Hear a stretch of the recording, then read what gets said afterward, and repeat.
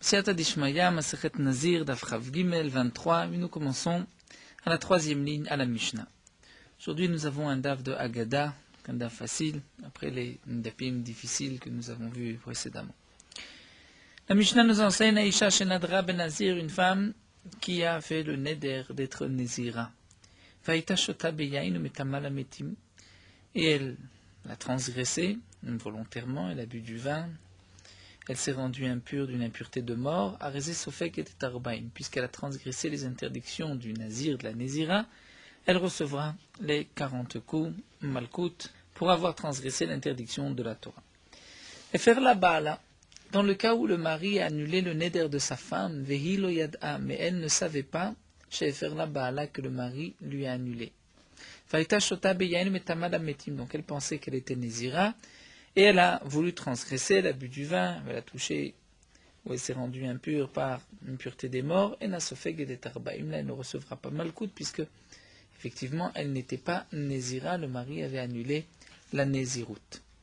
Rabbi Yehuda Omer, imena sofeg et tarbaïm, tispog makat mardout. Rabbi Yehuda nous dit que même si elle ne reçoit pas le malkout arbaïm, parce que c'est vrai qu'elle n'est pas Nézira, puisque le mari a annulé, mais malgré tout, il faut lui donner makat mardout, c'est-à-dire makot midirabanan, puisqu'elle pense quand même transgresser une interdiction de la Torah.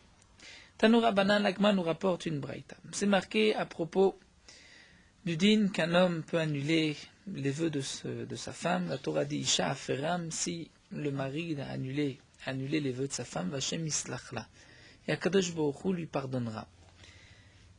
L'Agmara s'étonne, pourquoi cette femme a-t-elle besoin d'un pardon si le mari a annulé le neder, donc il n'y a plus de neder. La Braïta nous enseigne, Bema Katuv Medaber, si on suit la Gade du bar, donc de quoi, dans quel cas la Torah nous parle, Bisha Shefer la Baala, d'une femme dont le mari a annulé le neder, Vilo Yadam, elle ne savait pas. Katuv Medaber, c'est de ce cas-là que le Pasuk nous parle. Shiitzricha Kapara Veslecha, elle a quand même besoin d'un pardon, parce qu'elle a voulu transgresser, même si le mari a annulé, mais puisqu'elle ne savait pas que le mari avait annulé son neder, elle pensait transgresser. C'est vrai qu'il n'y a pas eu de transgression, puisqu'il n'y a pas eu de neder, mais malgré tout, elle doit recevoir une kapara, elle doit se faire pardonner de cette volonté de faute. Et la Gemara nous dit que lorsque Rabbi Akiva arrivait à l'explication de ce pasuk, il pleurait, et il disait ainsi, Uma, si déjà, celui qui avait l'intention de prendre de la viande de cochon. C'est un exemple que nous donne Rabbi Akiva qui compare le cas de cette femme. Donc elle voulait transgresser, donc elle voulait manger basar chazir, c'est-à-dire transgresser l'interdiction de la Torah. Et il a, en fin de compte, pris dans sa main de la viande de brebis, d'agneau.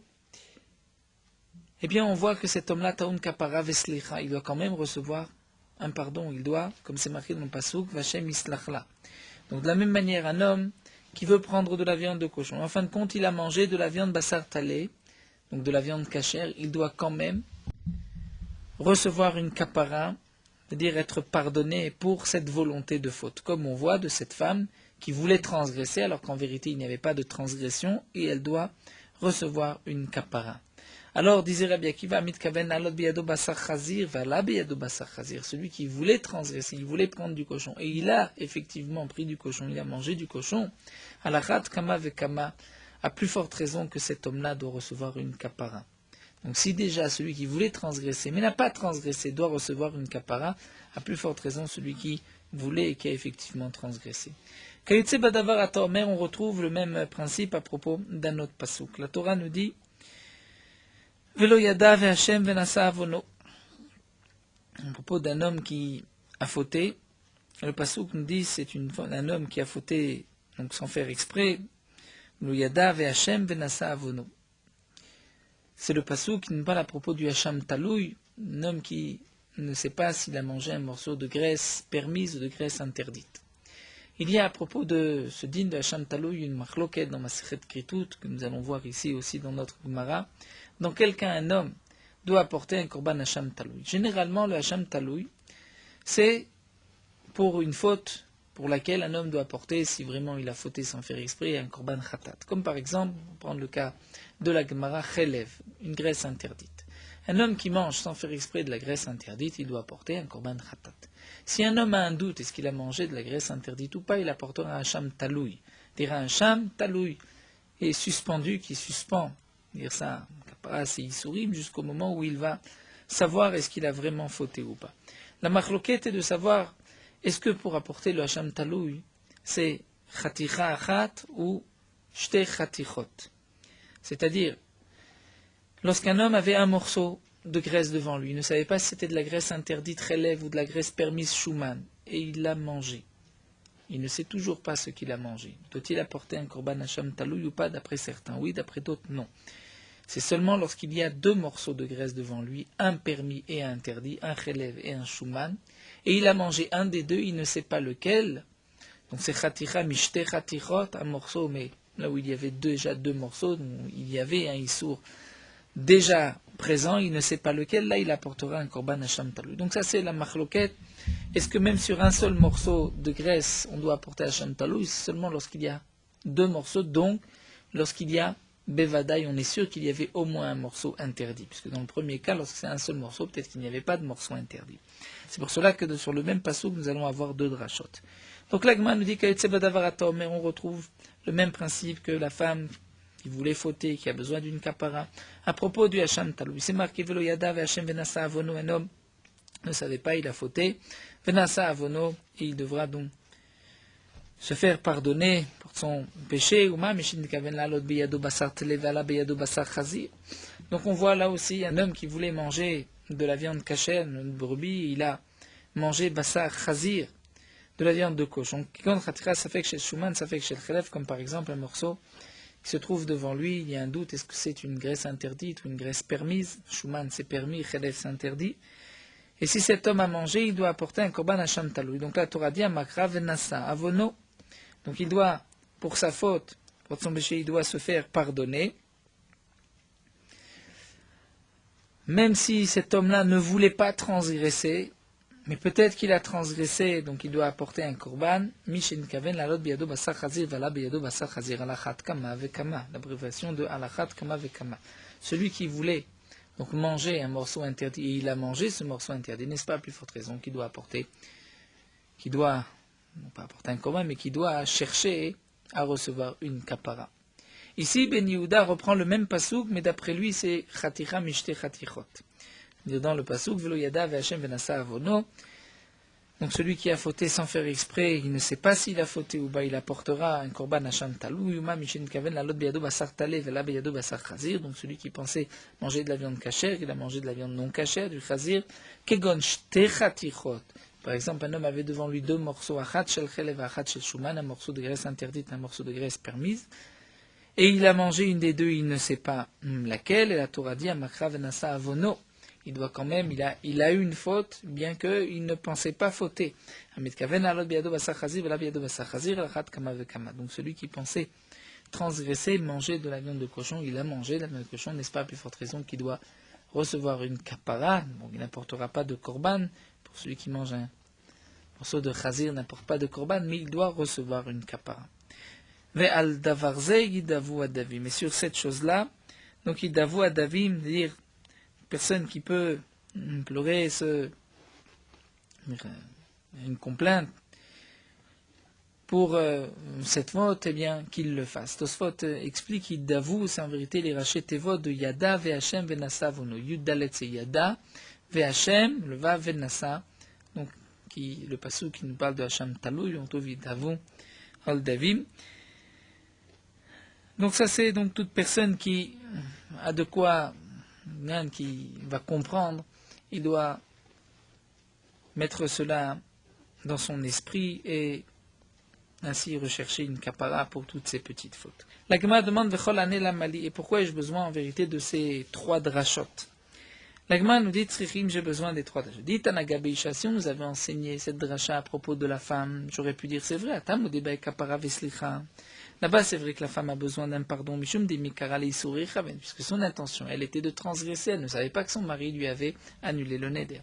Aval Chaticha Safek Shel Chelel Safek Shel Shumad Leiteraï Chaven, mais un morceau sur lequel il y a un doute, est-ce que c'est un morceau de graisse ou un morceau de viande, de graisse permise ou de graisse interdite? Et cet homme-là, en vérité, pensait manger quelque chose de cachère. Donc peut-être que là, je vais dire, Loba et Kapara Veslicha, il n'a pas besoin de Kapara puisqu'il ne pensait pas fauter. Donc la Torah vient nous dire que même dans ce cas-là, il a besoin d'une kapara. Vite, marada deika isura. Si on nous avait juste enseigné ce cas-là, j'aurais pu dire effectivement, parce que là, il y a une interdiction. Il a effectivement transgressé, donc il a besoin d'une kapara. Valisha de faire la baala de terra, loteba kapara veslicha, mais j'aurais pu croire que la femme, puisque c'est vrai qu'elle pensait transgresser, mais en fin de compte, le mari avait annulé, donc il n'y avait pas d'interdiction, c'était permis. Donc dans ce cas-là, j'aurais pu croire qu'il n'est pas nécessaire de me rechercher une kapara veslicha. Donc le passage vient nous dire, même dans ce cas-là, elle doit rechercher kapara veslicha. Vite maranetarte, ici nous avait rapporté ces deux exemples, j'aurais pu dire vaminanetarte ou desagelion be kapara veslicha. C'est seulement dans ces deux cas, dans le cas de la femme qui voulait transgresser, mais en fin de compte qui n'a pas transgressé, ou dans le cas d'un morceau, et cet homme-là ne savait pas si c'était un morceau de graisse permise ou graisse interdite, mais il ne voulait pas transgresser. Là, la Torah nous dit qu'il a besoin d'une kapara, ou elle a besoin d'une kapara. Pourquoi? Parce qu'en vérité, dans ces deux cas-là, puisqu'il n'y avait pas une véritable faute pour la femme, ou volonté de faute pour le deuxième cas, donc on dira dans ce cas-là, sageleon de kapavsira. Effectivement, ils peuvent recevoir un pardon pour cela. Deloïk veisure, parce qu'il n'y avait pas une interdiction qui était posée à cette mort.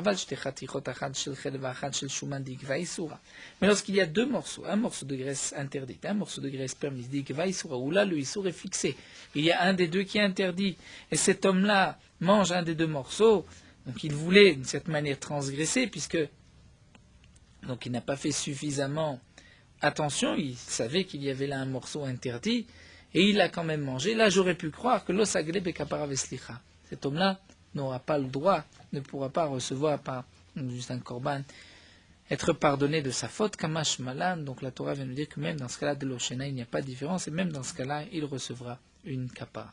Donc nous voyons de ces quelques exemples de la Gemara que même, pour reprendre le cas du nazir, donc une femme qui prononçait son neder, le mari a annulé, elle ne le savait pas. C'est vrai qu'elle n'était pas nazira puisque le mari a annulé, donc au moment où elle a transgressé, il n'y avait pas d'interdiction, mais puisqu'elle pensait transgresser, elle doit quand même chercher une kapara. Même s'il n'y a pas de malkout, d'après Rabbi Yehuda, il y a juste makat mardout midiraban. La Gemara poursuit Amar Rabbi Bachana, Amar Rabbi Yochanan. Rabbi Bachana dit au nom de Rabbi Yochanan, Maï dirtiv, quelle est la signification du pasuk qui Sharim Darke Hashem, les chemins d'Akadosh Baruch Hu sont droits. Tzadikim milchu bam poshim ikashlu bam. Les tzadikim vont marcher dans les chemins droits d'Hashem ou poshim, et ceux qui fautent, ikashlu bam, vont trouver un obstacle dans les chemins de la Torah. La signification du pasuk, c'est Mashal Ishne Bene Adam Shetzalu et Pitzrehem, c'est l'exemple de deux personnes qui ont grillé leur korban Pesach. Echad achalo leshum mitzvah, l'un a mangé son korban Pesach pour la mitzvah de manger le korban Pesach. Vechad achalo leshum achila gassa, mais l'autre l'a mangé leshum achila gassa, c'est-à-dire pour se manger alors qu'il était déjà plein, il n'avait plus faim, pour se forcer. Donc achila gassa, il ne peut plus manger, il se force à manger, mais pas pour la mitzvah, pour encore manger encore un morceau de viande. Bien, celui qui a mangé le korban binzar pour la mitzvah, tzadikim milchubam, on pourra dire de cet homme-là que c'est à lui que fait le pasuk allusion. Les tzadikim vont marcher dans les chemins des mitzvot, les chemins droits d'Hachem, donc du korban pesach. Mais celui qui a mangé shemachil agassa, là la Torah dit poshim kashlubam, les poshim, les hommes qui fautent, vont trébucher dans la mitzvah même. Amarle Resh Lakish, mais Resh Lakish n'est pas d'accord, puisque Resh Lakish lui dit à Racha Karitle, pourquoi tu appelles cet homme-là Racha? Ni de l'okavid mitzvah, mais la moufrar. Pesach miakavid, c'est vrai qu'il n'a pas accompli la mitzvah comme il faut, mais malgré tout, il a accompli la mitzvah de Pesach. Donc pourquoi tu l'appelles cet homme-là Poshim? Tosfot nous explique bien qu'on voit à propos de Yom Kippourim, par exemple, qu'Achila Gassa, lorsqu'un homme plein ne peut plus manger, il se force à manger, ce n'est pas considéré comme une Achila.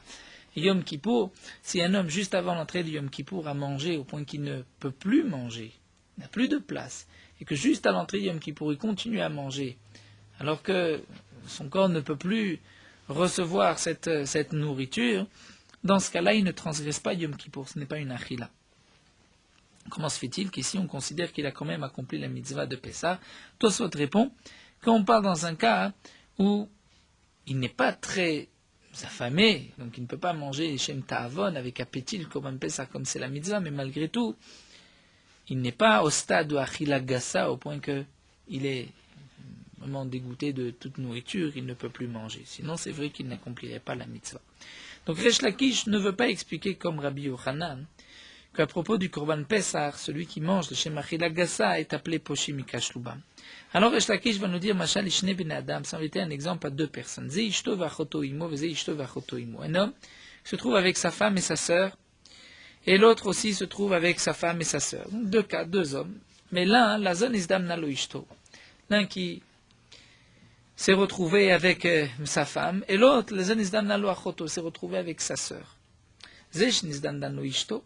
Celui qui s'est retrouvé avec sa femme, on pourrait dire tzadikim milchuba, celui qui est le tzadik et qui a marché dans le chemin des mitzvot. Alors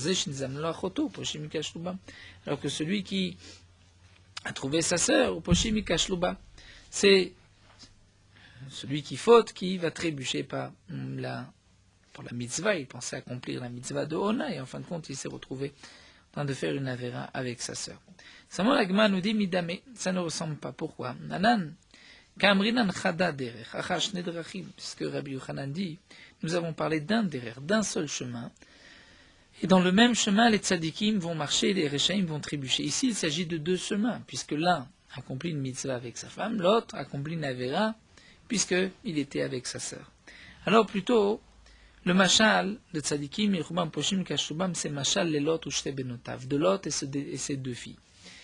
Puisque Lot et ses deux filles, Mo avec lui, Hen Shenit Kavnu Lishum Mitzvah, les deux filles avaient une intention de mitzvah, puisqu'elles pensaient que Kadosh Baruch Hu avait détruit encore une fois le monde entier et qu'il n'y avait personne pour continuer la reproduction du monde. C'est pour cela qu'elles ont fait boire leur père et elles ont une relation avec leur père. Et de ces deux relations avec la première et la deuxième sont nés peuple de Ammon, de Moab, comme la Gemara nous le rapportera par la suite. Donc les femmes, bon, les filles de Lot, en vérité, avaient une kavana de mitzvah, bien que c'était une avera, mais elles ont voulu accomplir une mitzvah, et tzadikim miel chubam, à propos d'elle, le pasuk dit, les tzadikim vont marcher dans le chemin de la Torah, mais shehu shenit kaven et shum avera, lui, qui avait une intention de avera, de transgression, au poshim mikashlubam, sont les poshim, c'est-à-dire celui qui faute, qui va trébucher dans la mitzvah de la Torah. Alors la Gemara demande peut-être que l'autre aussi, son intention était la mitzvah. La Gemara répond non, Amar Rabbi Yochanan, puisque nous allons voir une dracha à propos d'un pasouk dans l'autre où Kol pasuk azeh Hashem avera neymar. Tout ce pasouk est expliqué à propos d'une avera. C'est-à-dire c'est marqué dans le pasouk, lorsque l'autre s'est séparé de Avraham, c'est marqué Vaïssa Lot et Enav, Lot a levé les yeux, Vayar et Kol Kikar Yarden, il a vu tout le Kikar Yarden, Kikula Mashke Lifne Shachet Hashem, Tzedom et Amura. C'était un endroit où il y avait donc la Mashke, il y avait de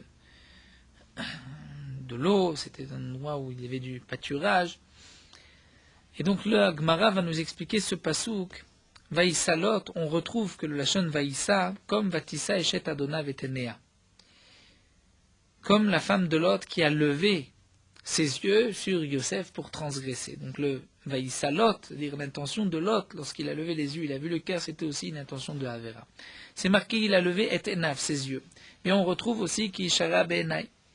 Dans un autre pasouk, où le pasouk nous dit à propos de Shimshon, qui a dit à son père, je veux cette femme-là, Pelishtim, Kishara Be'enai. Donc là aussi, il y avait une ta'ava de faute. Vayar, à propos de l'autre, c'est marqué, il a vu. Et on voit aussi Vayar ota Shechem ben Chamor, Shechem ben Chamor qui a vu Dina pour fauter avec elle. Et Kol Kikar Yarden, donc on voit, il a vu Kol Kikar Yarden, on retrouve dans le pasuk Kikar, comme c'est marqué Kibead Isha Zona, Ad Kikar Mlachem, comme c'est marqué dans le pasuk, que pour une femme Zona, Ad Kikar Mlachem, on retrouve le thème de Kikar avec Isha Zona. Donc voilà, l'intention de l'autre était du Znout.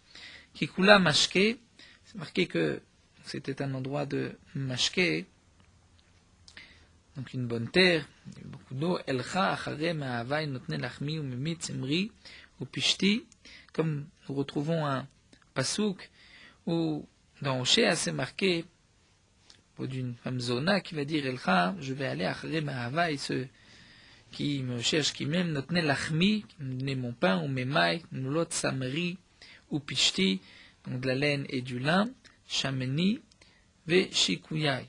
Shamni de l'huile, ve shikuyai et de boisson. Donc on retrouve ici mashke, shikuyai aussi à propos d'une femme zona. Donc nous voyons que l'intention de Lot était une intention de Avera, donc certainement, la Gemara dit avec ses filles, Lot avait une intention de Avera. Bien que, comme le soulève Tosfot, il y a une marloquette dans Masechet Sanhedrin, est-ce qu'un ben Noach, un non-juif, a une interdiction de se marier avec sa fille? Nous avons une marloquette. Alors Tosfot nous dit, d'après le Mandé Amar, qu'un non-juif a le droit de se marier, à l'interdiction de se marier avec sa fille, là il est évident qu'on comprend la Avera de Lot. Mais d'après le Mandé Amar, qu'un ben noir n'a pas d'interdiction avec sa fille, interdiction avec sa mère, avec sa sœur, mais il n'a pas d'interdiction avec sa fille. Alors quelle était l'interdiction? Alors comme explique ici Tosfot, et comme c'est rapporté aussi dans le Ramban sur la Torah, Tosfot nous dit que les peuples s'étaient déjà séparés de leurs filles. C'était une habitude que les gens donc avaient déjà pris. Les gens avaient fait attention de ne pas se marier avec leur propre fille, et donc c'est pour cela que ceci a été reproché, été considéré comme une faute pour Lot.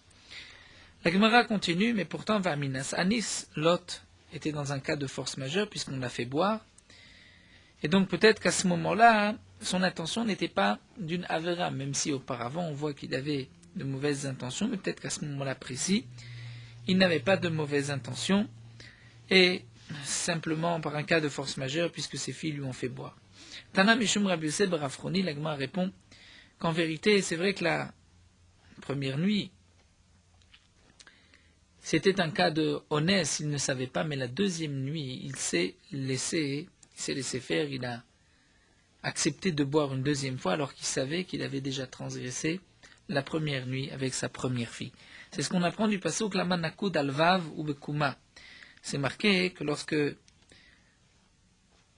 la première a fait boire à son père, elle a couché avec son père, et la Torah nous dit V'lo yada b'shirba ou bekuma. Le père ne savait pas lorsqu'elle est venue coucher avec lui et lorsqu'elle s'est levée. Et sur Ubekuma, il y a un point. Et le point vient nous apprendre une dracha. Pourquoi c'est marqué un point? La manakud alvav ou bekuma shel bechira, l'oma pour nous dire chez bishirba lo yada. C'est vrai qu'au moment où il s'est couché, il ne savait pas qu'elle était avec lui, aval bekuma yada. Mais au moment où il s'est levé, là, le vin était déjà parti, avait déjà quitté, donc il savait qu'il avait transgressé avec sa fille. L'Agma demande où qu'est-ce qu'il pouvait faire, puisque la première nuit, de toute manière, c'était un cas de force majeure. Ensuite, on l'a fait boire. Maïde ave, ce qui s'est passé, c'est passé. L'Agma dit nafkamina, que le deuxième journée, l'après-midi, il ne devait pas boire de vin, puisqu'il devait déjà sentir la ruse, savoir que ses filles voulaient faire encore une fois une avéra avec lui, et malgré tout, il a accepté de boire du vin. De là, on apprend que la kavana de Lot était une kavana de faute, donc au poshim yikash lubam. Donc le principe, comme dit Tosfot, lorsqu'il y a un point sur une lettre, c'est comme si ce n'était pas marqué, c'est ça la dracha, hein. Donc de là, on apprend qu'il ne savait pas lorsqu'elle a couché avec lui, mais il savait lorsqu'il s'est réveillé, lorsqu'elle s'est levée. La Gemara va poursuivre par la suite, nous allons reprendre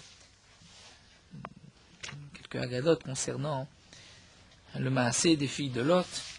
Pour l'instant, la Gemara continue d'Arash Rava. Rava explique le pasuk. Maï dirtiv, quelle est la signification du pasuk? Nous avons un pasuk qui nous dit dans Mishlei, Ach nifsha mikiriat oz, ou midianim kebriach armon. Ach nifsha, dire un frère, nifsha qui a fauté, qui s'est rebellé, mikiriat oz. Oz, c'est, comme nous allons voir, la force comme Avraham Avinu. Donc le pasuk vient nous expliquer, Mara vient nous expliquer le pasuk Ach nifsha mikriyatos c'est Lot, chez Piresh me Avram, qui s'est séparé de Avram. C'est d'une certaine manière rebellé de Avraham. Et donc le pasuk vient nous dire Ach nifsha Mekiriatos. Donc le frère, c'est Lot, c'est comme le frère de Abraham qui s'est rebellé contre Abraham. Donc pourquoi il est appelé Ar, comme dit Tosot, puisque Abraham lui a dit qu'Anashim Achim, nous sommes comme des frères. Kiriatos, c'est Abraham, lui s'est séparé de Abraham. Et la suite du pasuk, Midianim kebriach Armon.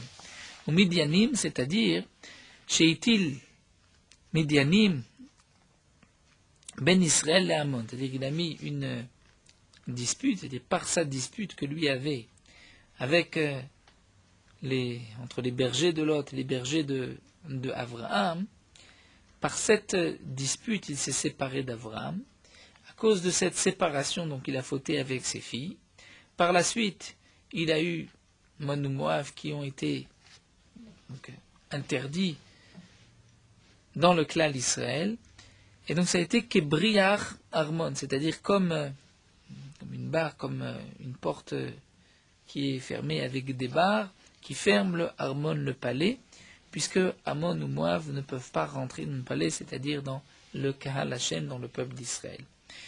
Kebrichim ve Armon, comme c'est marqué, le Yavo Ammoni ou Moavi bikal Hashem.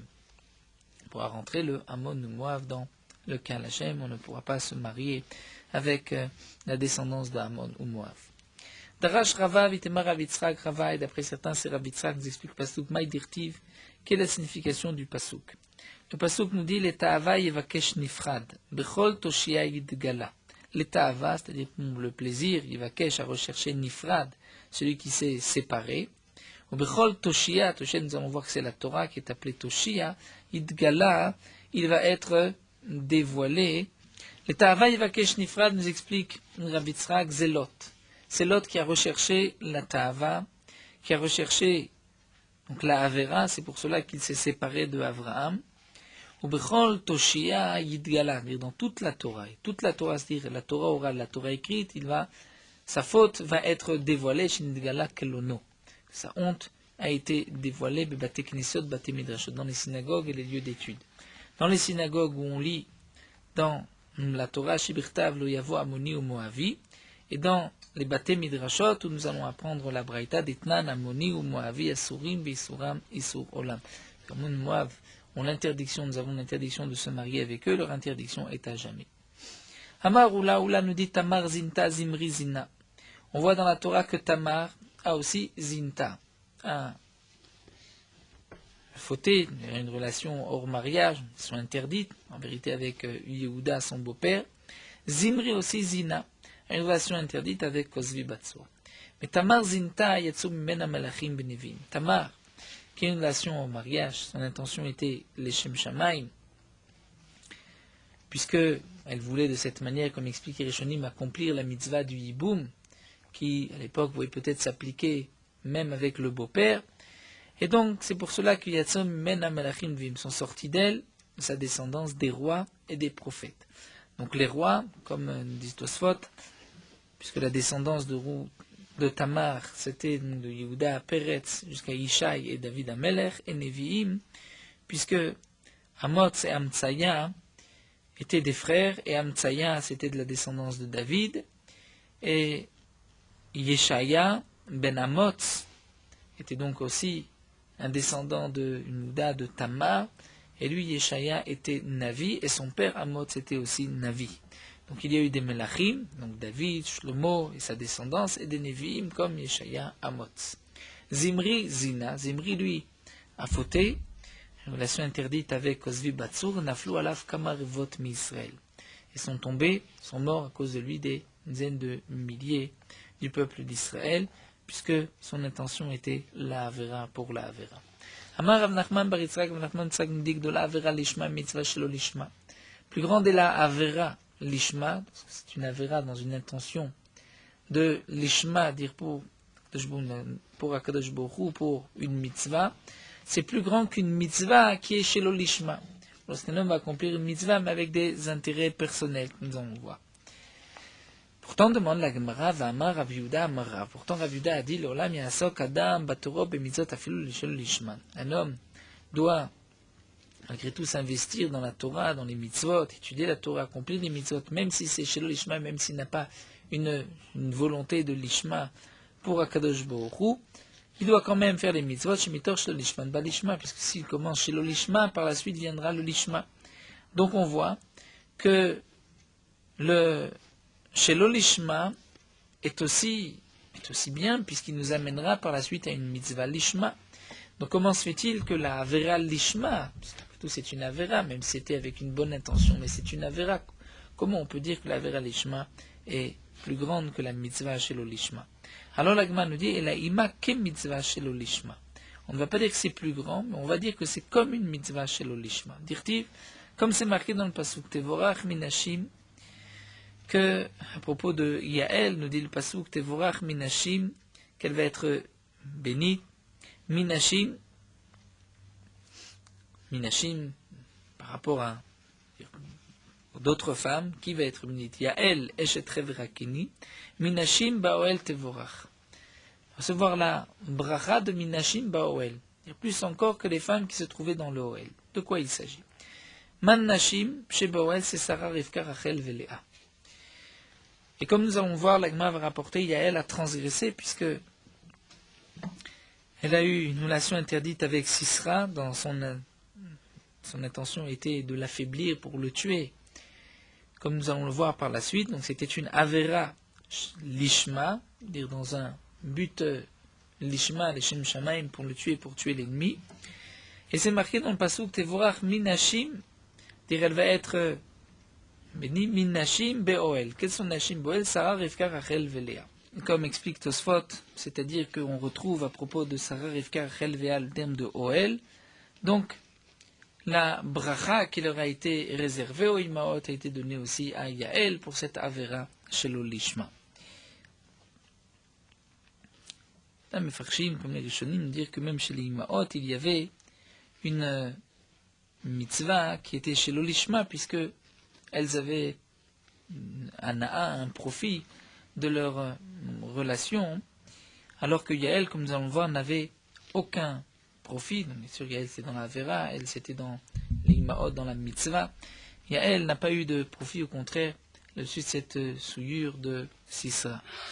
Amar Rabbi Yochanan nous enseigne Sheva Begilot Baal Oto Rasha Beota Sha'a, que Sisra a eu cette relation avec Yael à ce moment-là, chez Neymar, comme c'est marqué dans le pasuk Ben Raglea Kara Nafal Shachar.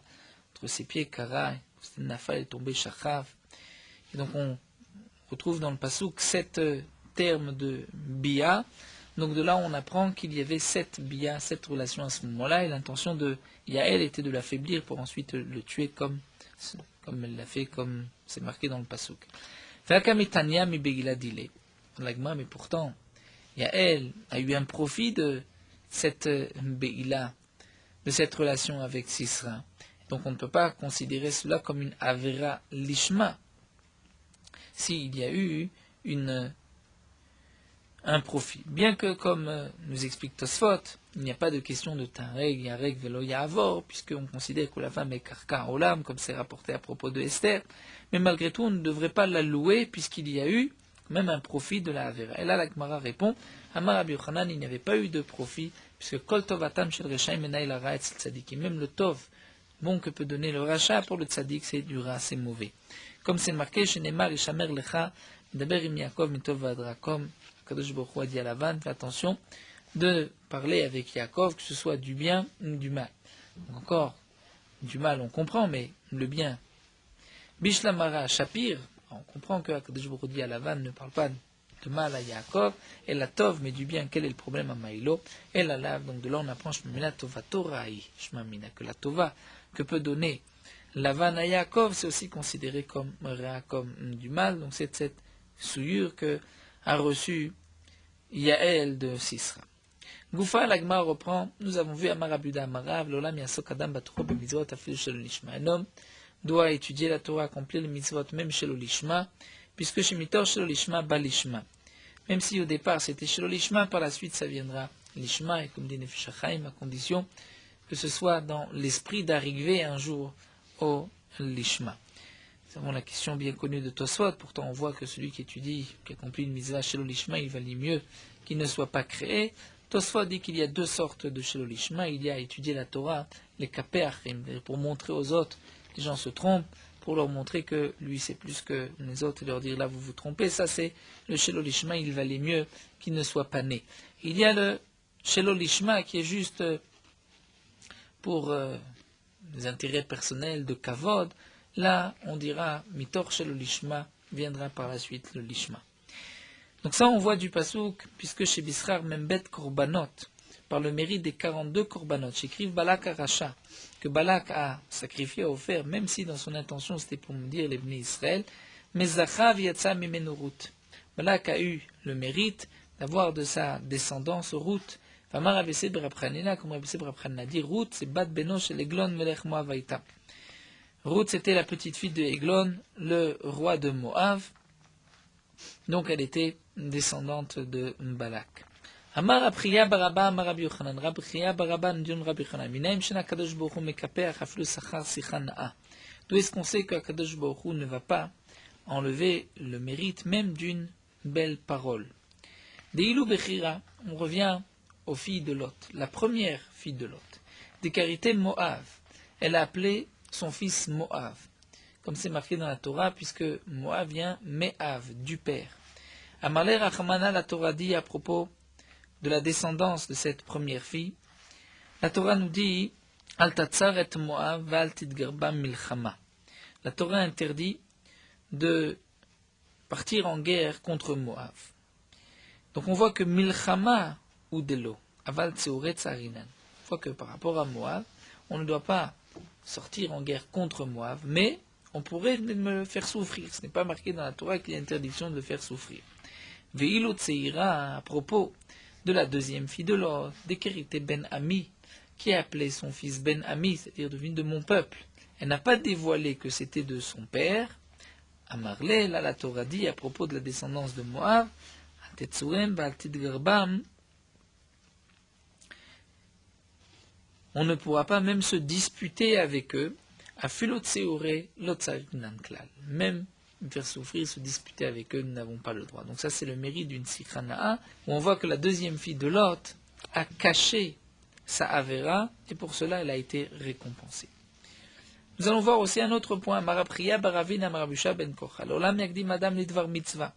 Un homme doit s'avancer, se précipiter à accomplir la mitzvah le plus rapidement possible. Puisqu'on voit chez Bisrar, Laila Achatch Kadmata Bechira Letzeira. Bien que la Gemara nous rapporte juste avant que la deuxième avait caché la Avera, donc elle a été récompensée pour cela. Malgré tout, la première a aussi une récompense, puisqu'elle s'est empressée de transgresser, mais elle pensait, elle, que c'était une mitzvah, donc elle s'est empressée à la mitzvah. Et par le mérite de cette nuit, qu'elle a devancé sa petite sœur, Shekadmata Bechira Latzira, le mérite de la première nuit, que la première, l'aînée, a devancé la Tzira, la plus jeune, et bien Zarta Vekadma Arba'a Dorot B'Israël la Malchut.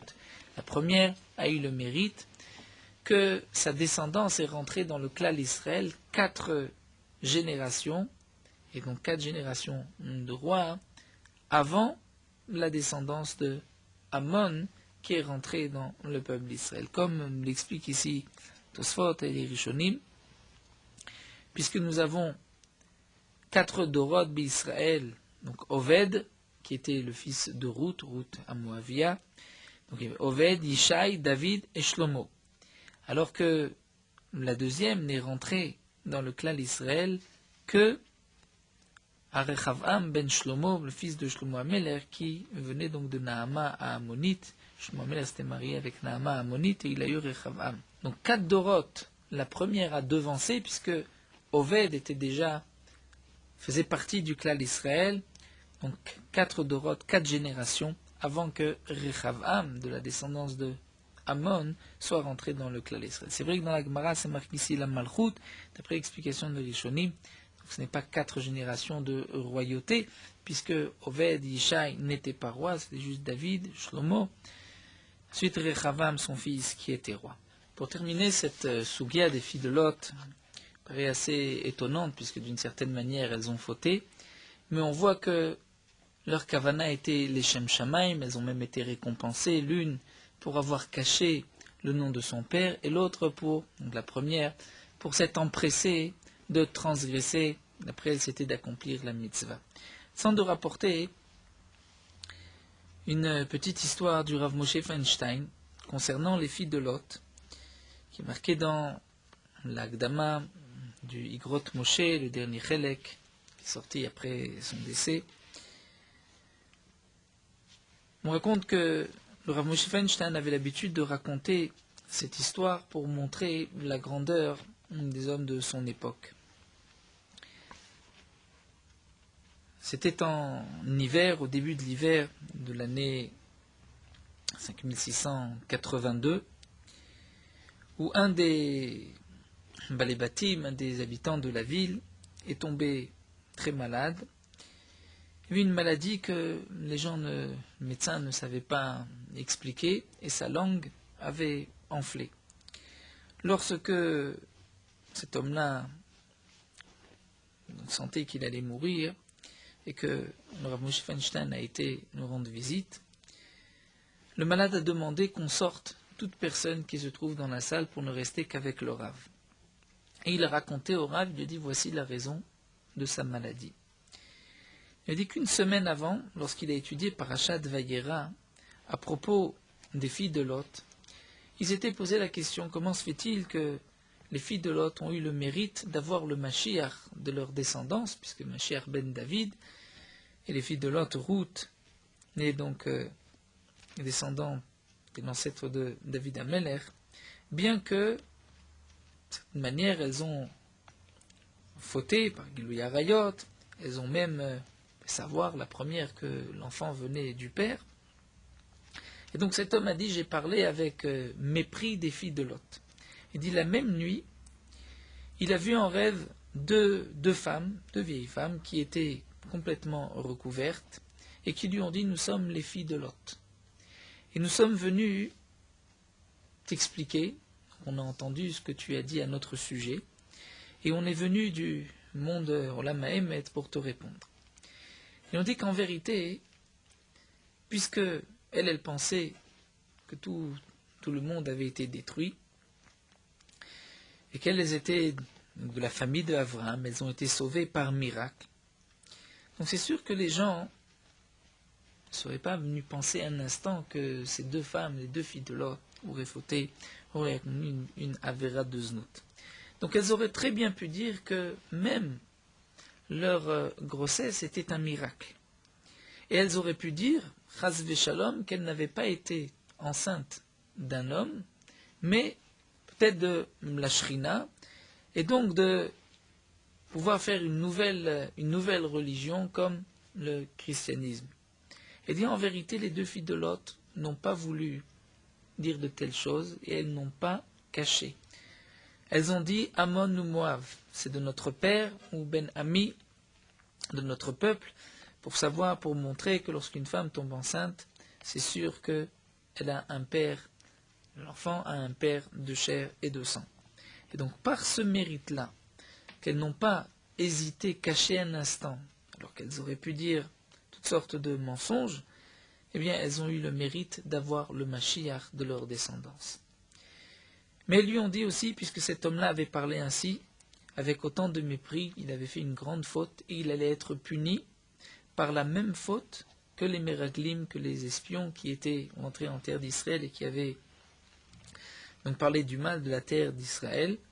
Et donc c'est pour cela que sa langue allait gonfler et il allait tomber malade et mourir de cette maladie comme les espions qui sont morts aussi de cette même maladie. Lorsque cet homme-là avait terminé son histoire, il racontait à Rav Moshe Feinstein, il s'est tourné et il est mort. Rav Moshe Feinstein sentait que les paroles étaient émettent que cet homme-là dit la vérité, qu'il avait effectivement eu, d'une certaine manière, le mérite, si on peut dire, que les filles de Lot soient venues lui expliquer la raison de sa faute et la raison de sa maladie.